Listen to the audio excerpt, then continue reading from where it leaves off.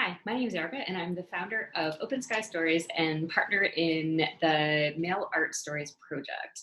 And today I want to talk to you a little bit about erasure poetry. Erasure poetry is a type of found poetry, and it is my favorite type of poetry to do because you actually don't have to do any writing at all. You just take words away from pre-existing text. So what you're going to want to do is find some sort of printed out text. It can be a magazine, a newspaper. I have a couple books that I bought really cheap that were kind of wrapped up, and I just ripped pages out of them and use these. But you could also photocopy pages of books as well. So once you have whatever text you're going to be using, you're going to just do a quick scan through the page and look for words that pop out at you that really resonate with you. And you're going to take a pencil and just circle those words. So anything that's really sticking out, circle them.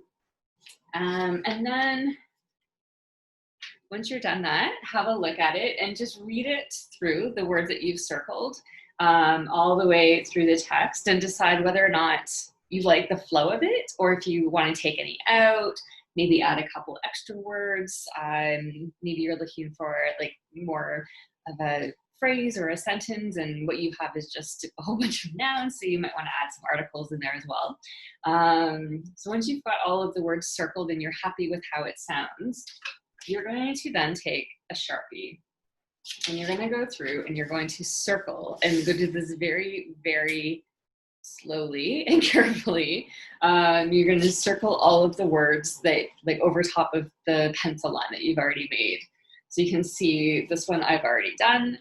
I've circled all of the words over. And the reason that you want to go slowly is that it can be very easy to accidentally go too close to the word, and then you won't be able to read the word anymore, and you have to make a decision at that point. Maybe you just won't use the word at all, or does your poem even work without that word?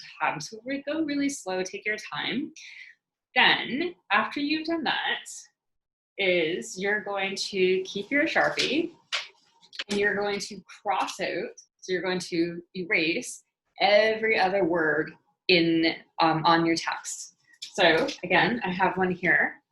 So this is what mine has looked like. So I've kept all the words and I've erased and gone through all the other words. And again, you're going to want to do this really slowly, so that way you're not accidentally crossing out words by accident. And I have done that lots of times.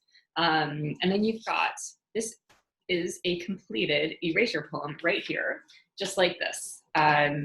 All you've done is you've crossed out words and highlighted the words that you like.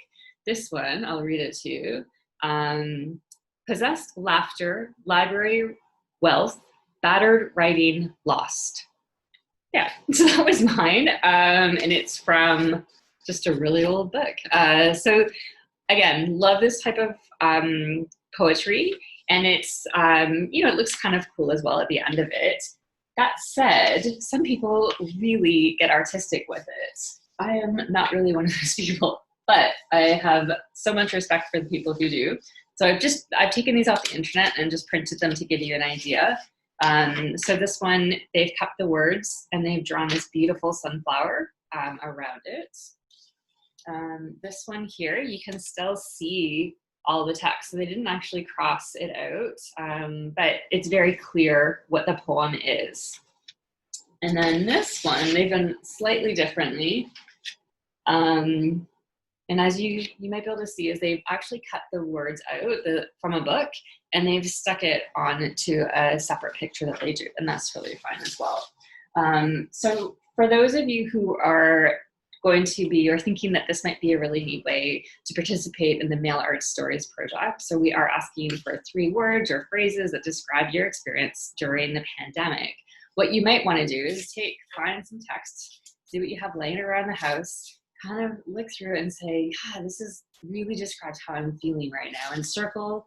If it's more than 3 words, it's okay. If it's a couple of phrases, but to really circle those words. And then you can take your finished product and glue it to an envelope or put it on a piece of cereal box, make it into a postcard, and you can send it to myself in Canada or Shannon from Bold Move Studio in the States. And I'll share our addresses again, and you can send it to us, and we'll be able to keep your poetry and piece of art, and whether yours looks like this or whether yours looks like this on the envelope, we'll keep them all and use them in our collection of pieces that we're gathering for the pandemic.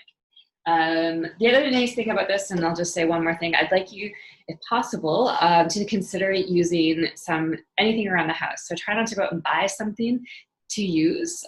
This one here, this was my attempt at art, but I've used a seed packet. So I was planting seeds the other day in my garden. These are some Lincoln shelling peas.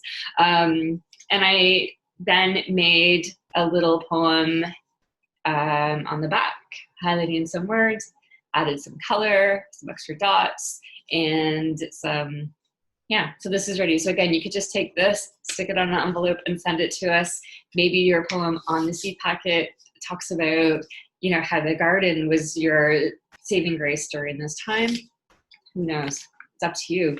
That's the great thing about the Erasure Poetry. And if you, find a couple pages in a book and none of the words really scream at you, then just find another text. It's that easy. All right, thank you so much for watching. Again, it's Erica from Open Sky Stories, and I'm going to be posting this both on my Open Sky Stories page as well as the Mail Art Stories page, so that you both, all of our followers will be able to try their hand at potentially a new type of poetry. Thanks so much for watching. Bye.